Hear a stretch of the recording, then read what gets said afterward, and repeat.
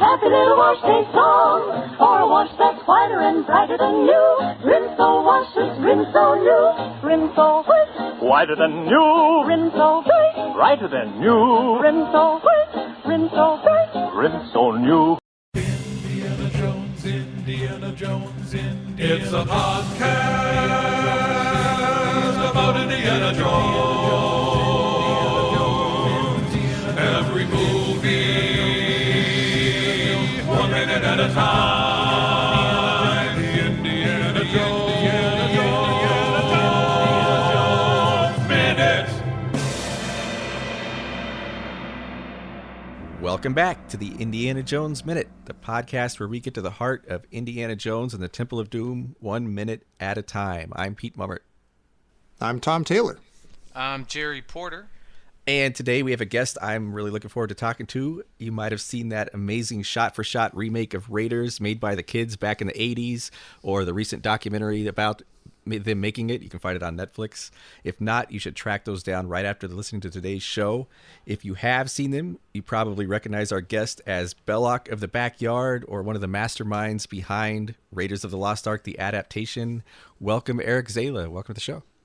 Guys, thanks for having me. It's a pleasure to be on. I love Temple of Doom, so I'm very psyched about the minutes. Yeah, we're excited to have you here. And today we're going to be talking about Minute 89, which begins with a bunch of kids using Ewok-style tactics to attack the thuggy guards, and it ends with a whole bunch of unsupervised children running wild through the Pancot Palace formal dining room. Yeah, I was going to say, somebody clearly saw Return of the Jedi. I'm having flashbacks from my childhood making Raiders in my mom's basement, actually. This is all too familiar somehow. That's right. Well, this my childhood memory is that wooden ladder. It just reminds me so much of the Temple of Doom game. Like, it looks exactly like the ladder on the scene at the beginning where you select which cave you're going to go into. Yeah, you got the music here and everything. It's exactly like the video game. And you know that fantastic stunt that opens up this minute with the thuggy guard falling down, this great vertical fall, bouncing down. I don't know how he didn't break his back doing that. Yeah. It looks violent. You know what? I bet it's the same stunt guy who, in the truck scene, there's a very similar stunt that always makes me wince when this guy, one of the soldiers, falls off the truck and just hits his shoulder and just goes over off the road. It's just very spectacular, and somehow this always brings that back. Wonder if it's the same guy. I almost hope not. It's going to get ruined. Right? Yeah. As those other guards are running down the track, what is it that trips them? It's at the beginning of this minute. It's the kids they're in full Ewok mode. Yeah. They hold the chains out. I just wanted to. It's like they stretch it across, and the one guy leaps over it with an incredible leap. And as soon as he does that, we get another fake Indy jumps in the middle and starts punching. Oh, that's a fake Indy? I swear it is. If you look at him, it looks like a different guy. Like, it doesn't look like Harrison. I gotta go and look. the way they do it, you kind of see him from the back, and he kind of punches and runs off. Like, don't stick around and show yourself too much. Well, this Pay no attention to that Indy. This was the part of that they shot without Harrison. I think it was Vic Armstrong. I think, wasn't it, one of the top stunt guys that stunt double for Harrison, and they just did Harrison's close-ups this whole time. He was like laid up with his back broken or hurt rather, because his legs splayed out too far apart like a wishbone riding on the elephant, as I recall. Oh. Does that sound right? Is that what we knew he was laid up. Yeah, he had that, and he herniated his back in the thuggy attack in the room. So he had all kinds of bad problems going on. Yeah, it's never the thing you think it's going to be. People think it's going to be fun being an action Right. star. Who would have thought riding on a damn elephant? And you speak from some experience, Eric. Oh, yeah, quite. In our little Raiders remake, I was the one, ironically, who was always getting hurt, though I played Belloc. I was and I directed. You think I'd be safe, but no. Let's see. Trip to the emergency room for a broken arm, an ill-advised plaster mold in my face, and nearly burned myself up with gasoline, stunt doubling for the ratty Nepalese. So. Good times. But no elephants. No elephants. That scene is amazing, by the way, when your back's on fire. That's thanks. one of the most incredible things I've ever seen. Thanks. Well, one thing that a lot of folks ask us is, hey, did you ever want to, do any of the sequels? And, by this, couple years in, we realized that Raiders was too big. We were lucky if we're going to finish that. But it's funny. This minute that you guys chose is actually the minute, coincidentally, that we entertained doing kind of like a faux trailer for Temple of Doom, the adaptation. Oh, wow. Yeah, I mean, because we couldn't come up with an elephant and nor snow or various things, but hey, maybe we could do like the fight scene with a thuggy guard and he throws the sledgehammer and knocks the guard out, and seriously. So I watched this minute with a great deal of nostalgia and thought of what could have been. Wow. Yeah, if you had done it as kids, though, would you have had to like have, if one of you guys is Indiana Jones and another guy's mulling around, would you have to have like infants playing like Shorty and like, oh man, that's an interesting dilemma. Yeah. Well, I guess looking back, I mean, Raiders does call for the part of Zala's children, and as I recall, we did have some even younger kids. I think they were like virtually on the edge of toddlerdom. Yeah, so I'm seeing a vision of a toddler Maharaja stabbing a voodoo doll of Indy. Yeah, getting oatmeal all over it. It makes our 12-year-old Gestapo agent look downright menacing by comparison. Yeah, maybe things worked out the way they were supposed to. School. You'd have to go to the school playground and start filming. Yeah, steal those shots. Yeah, the PTA doesn't like that much. I do have to say though, this would have been a great minute for your little trailer, because to me, this like right after we get that hero shot of Indy in this is just one of the most viscerally satisfying moments of any movie I've ever seen. Yeah. But yeah, this is this sequence. The part where Indy, the head chief guard of the Thuggies is introduced, which I'm sure you guys know as fellow indie geeks is played by none other than Pat Roach, the same actor, of course. Yeah, muscular German, and that classic Harrison Pat Roach showdown. He grabs the sledgehammer and just slams into him and doesn't even flinch. And God, the acrobatics! There are certain moments, in action movies that just as a kid you just, feel in your heart that God, I wish I could do that on screen. That was one such moment for me. That and sorry to talk Raiders for a sec, guys, but in the airplane scene where Indy and the other mechanic do what we term the monkey wrench dance, in which there's this great choreography of, avoiding the swings of the monkey wrench and this great car, the moment where the camel passes in the background. God, just great visceral action. And yeah, it would have been fun to do this. But no, I think with the airplane scene we're done. I'm gonna stop myself there.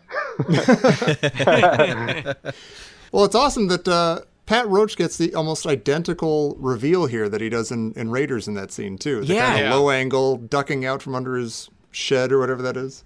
That's true. And he comes out and he's got this infectious joy for life, and he comes out and he's smiling, he's grinning, and like we had all these names for him like Scrap Chap and Scrum Chum, but I'm thinking we need something a little more, because he's more of almost like a teaching monk or something. He just brings joy to everybody around him. Yep, he loves to fight. This second is second 49, and it's a big deal in this minute, especially for us on this podcast, because this is a true fracas seeker moment. Yeah. Which I think is what we're all, we Yeah. call them. There's certain guys in Raiders who just seem like they wander the earth looking for like a good time fight. Right. Well, they're fracas seekers. So, I mean, I like your thought, though, Pete, that maybe we should come up with a new name. Like a Malay monk or a that's Donnybrook Lama. Donnybrook Lama. I don't fully understand this shot, though, here, where it's like he comes, Pat Roach he comes upon Indy, and Indy, it looks like he's almost just, like, sort of crouched waiting for him or something. I just don't understand how they, like, where are they? How do they meet each other? Well, Indy's trying to be sly. Like he's bent over that sledgehammer and he's like, I've got to get him. I'm going to get him. He's not expecting this. And Pat's just standing there laughing and watching him like he's going to try to hit me with the sledgehammer. Yeah, good stuff. He catches it, which is cool. He catches it like under his arm and then just wails on Indy. Yeah. Right. And, in watching this minute, something I actually hadn't spotted before is, I mean, that stunt where he like throws him over his shoulder and hurdles him into this metal steel mining cart with a big clung. My God. I mean, I know they added the sound effect there, but I think first I thought, okay, that had to be a dummy. But then you keep watching the shot and nope, he's moving in the car. That was that was a real deal stuntman. That was probably Vic. Yeah, nursing some bad wounds. I didn't appreciate that stunt properly until now. Yeah, watching this whole scene, knowing that Harrison Ford was like recovering from a bad back, like he was on his feet, he's walking around, but he's getting beaten up by Pat Roach. That can't be good for his recovery. Well, and even right before that happens, we get him. He's surrounded by all these kids, and they're all going me, me, me, me, me. Yeah. I had a question. Wait a minute. So there's one key.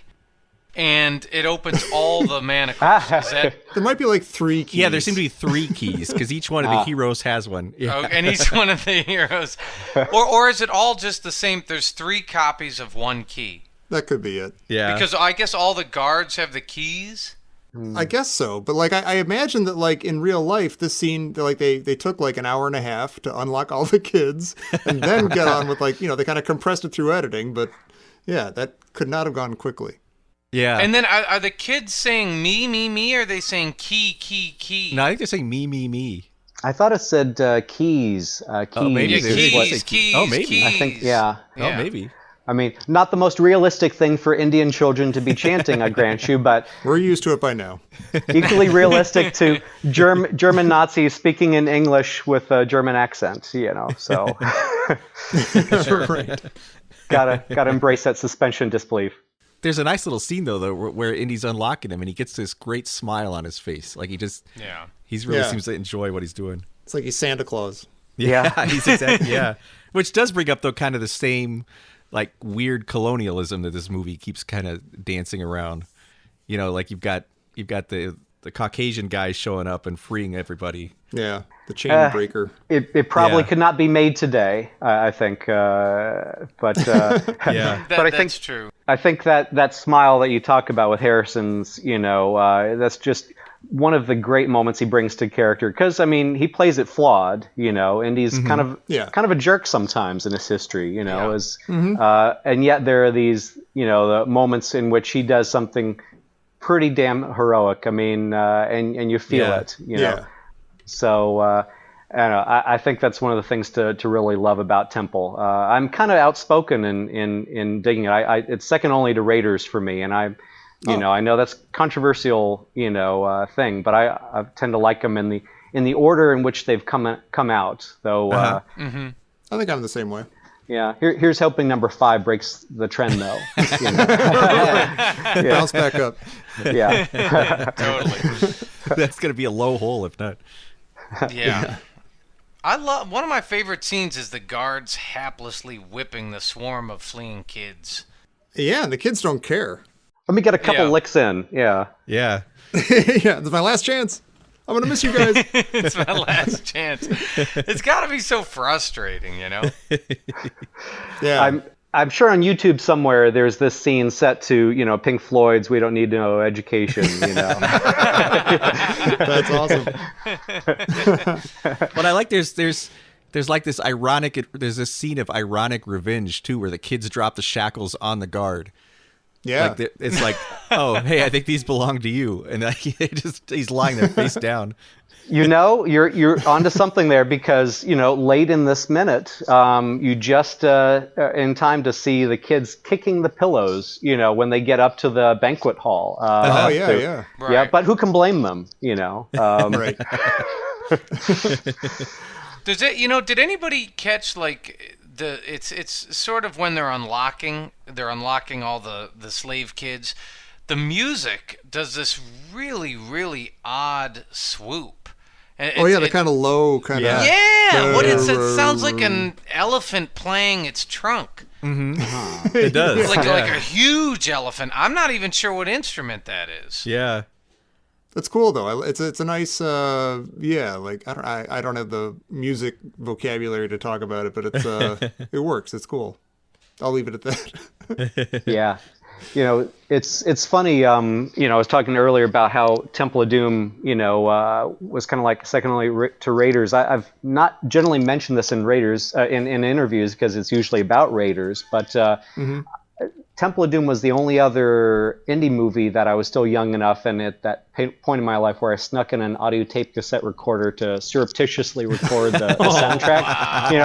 I mean, just in this case, just cause, Yeah. And so like Raiders, I know all the Temple of Doom sounds, like every inflection and every dialogue, every note, and yeah, every bit of that great John Williams soundtrack has been like permanently burned into my memory cells for all time.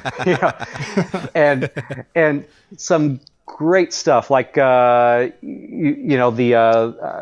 Williams did with the heart pulling out scene and the chants. That was some Jungian primal music going on there. It was just a fantastic movie. So sorry, I digress, but what a great movie.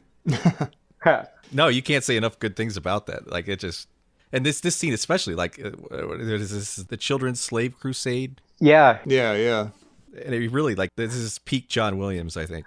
I tell you, my daughter on the tour began taking up filmmaking and shot a similar sequence, her sort of own shot-for-shot remake of this when we've been giving them chores for the first time, and so it was set to this pathos of child labor, being exploited, and the uprising. I'm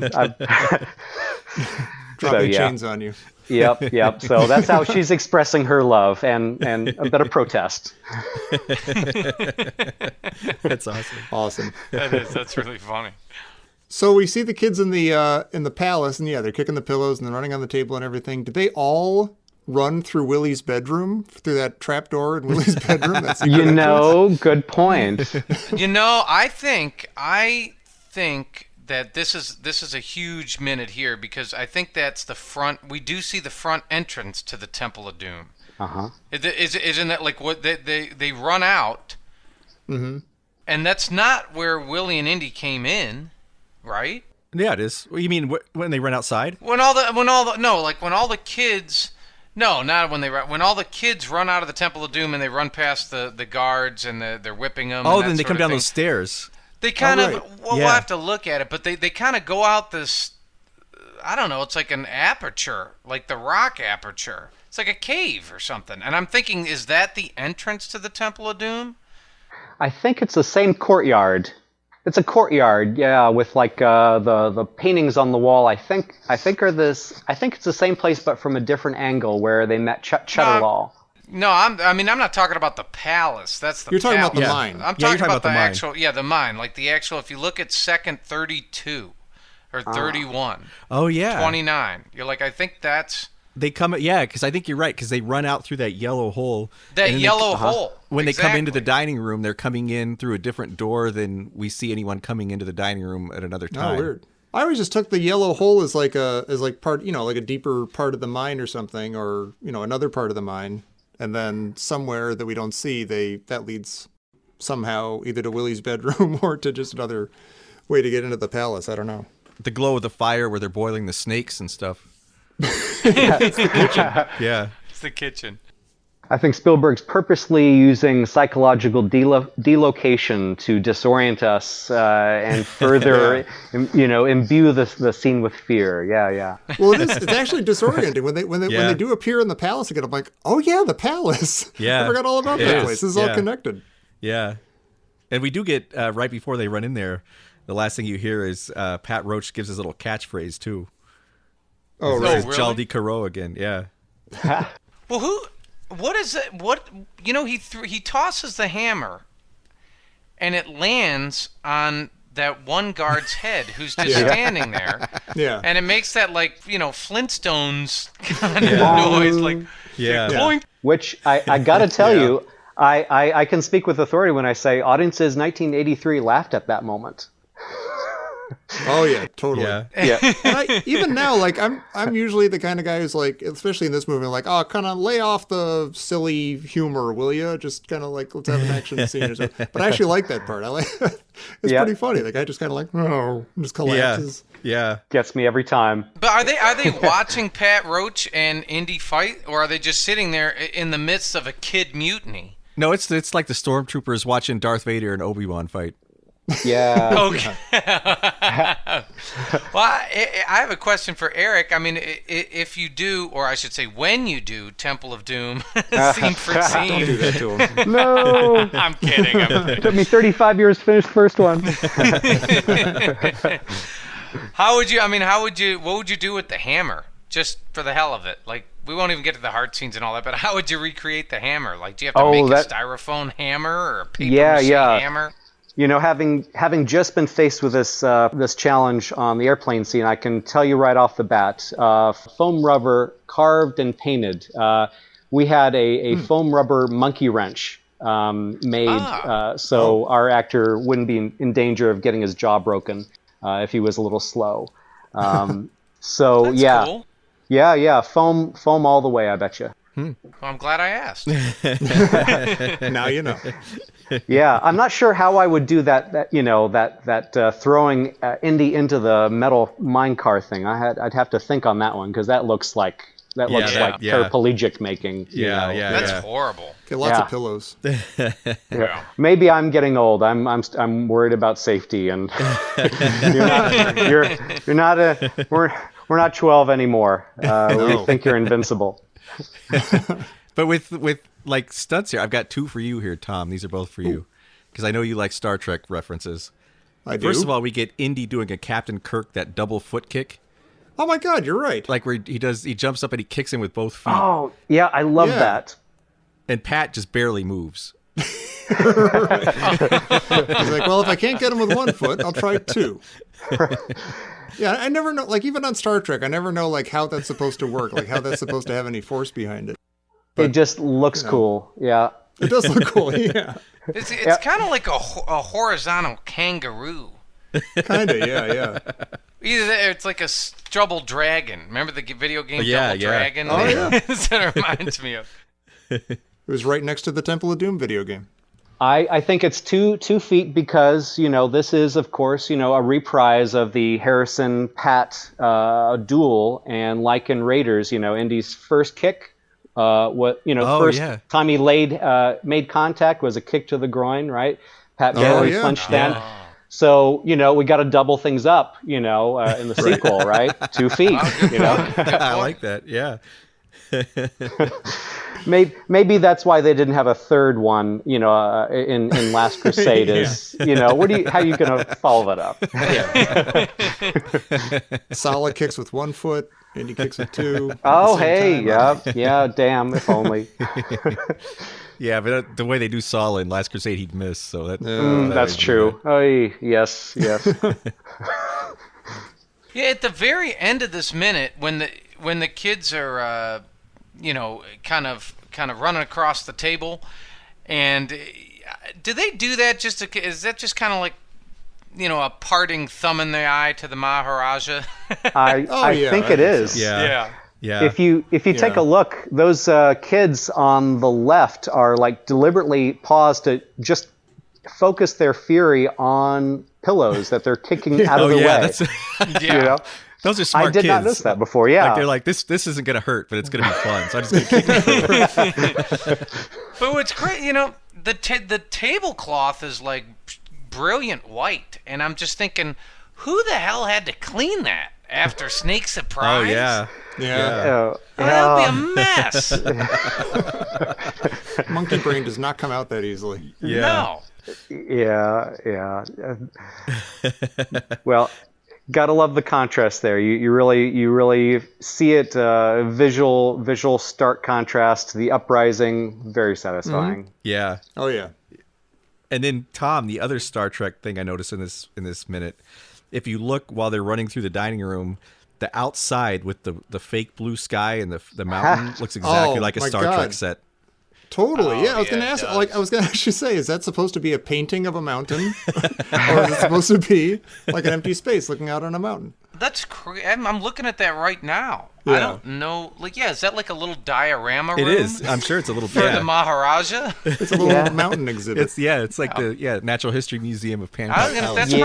That's probably like his 8th grade science project. But because he's a Maharaja, he has the entire room to create a volcano. Yeah, and he gets to make a real volcano. There's no baking soda in his. No baking soda volcano. He did get an A on it. Yeah, it's true. It's one of the few moments where the special effects show their age. Normally, it's like the Dick Clark of movies. They never age. But Right. that and I think just a few other moments. You see they're human too. Yeah. Yeah. There aren't many though. They really, especially at a time where they're still doing mostly practical effects. Like so much of this movie looks fantastic. Yeah. Yeah. I actually went to the Indiana Jones exhibit, and I'd forgotten that back at this time when they did the matte paintings, they painted them on shower doors, and so you actually saw these same landscapes, including ones from Temple of Doom. This great blood red sky, and it's this thing that awed us as kids up on the huge screen is now this. I see it gathering dust on this shower door right in front of me. So surreal. I don't know if they're still doing the exhibit, but highly recommend it if you guys get a chance. Yeah. So anybody have anything else on minute 89? Oh, wait a second. This just in. Oh. From Professor Christy Porter. Donnybrook, look. There you go. She must be listening. Yeah, really. She's smart. She is smart. That Chrisser, she's smart. Yeah. She saw Raiders. She saw Temple of Doom. Well, excellent. And this was fun talking to you today, Eric. And I strongly suggest that everybody check out the great documentary that recently came out about you guys making Raiders, the adaptation called Raiders, the Greatest Fan Film Ever Made. And if people are interested in finding out more about these things or learning more about you, Eric, is there a good place they can do that? Or Yeah, absolutely. We are, after having finished a 65-city tour in support of the documentary, we're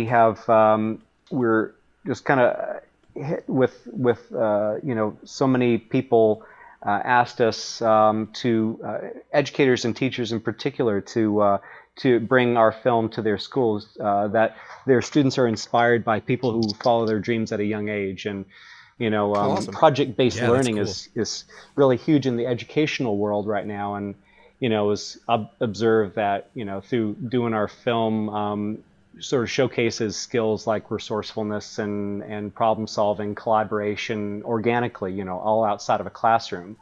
And so we're actually kicking off, my wife Cassie and I, our family business called Zala Detours, in which we're doing exactly that, and hopefully inspiring kids as we were once inspired ourselves long ago. That's awesome. yeah, very That's cool. what's next. Yeah, but so to answer your question, Zala Detours, like us on Facebook. Will be. This is actually kind of a first announcement of it. Actually, we kind of kept it to ourselves until we're ready to sort of soft launch it. But appreciate you guys having me on. So excited to share that news. Oh, very cool. Absolutely. Yeah, thank you for coming. Yeah, that's that is great news. Thanks, guys. But it's been fun. Thank you for letting me chime in on this great movie, Temple of Doom. Yeah, and can you come back tomorrow to talk about minute 90 with us? I would love to. Let's do it. Great. And in the meantime, Tom, if anyone wants to check out our Facebook page, you have any advice? Yeah, go to your computer, type in www.facebook.com, and then find Indiana Jones Minute and the Listener's Crusade. That's our group on there where you can join your other best friends, the other Indiana Jones Minute listeners, and talk about the show and about the movies and have a blast in general. Definitely. And after you've done those things, you can join us right back here tomorrow, same place you found us today, for minute 90 of the Indiana Jones Minute. Donnybrook! Make the noise that it goes. It goes. That like.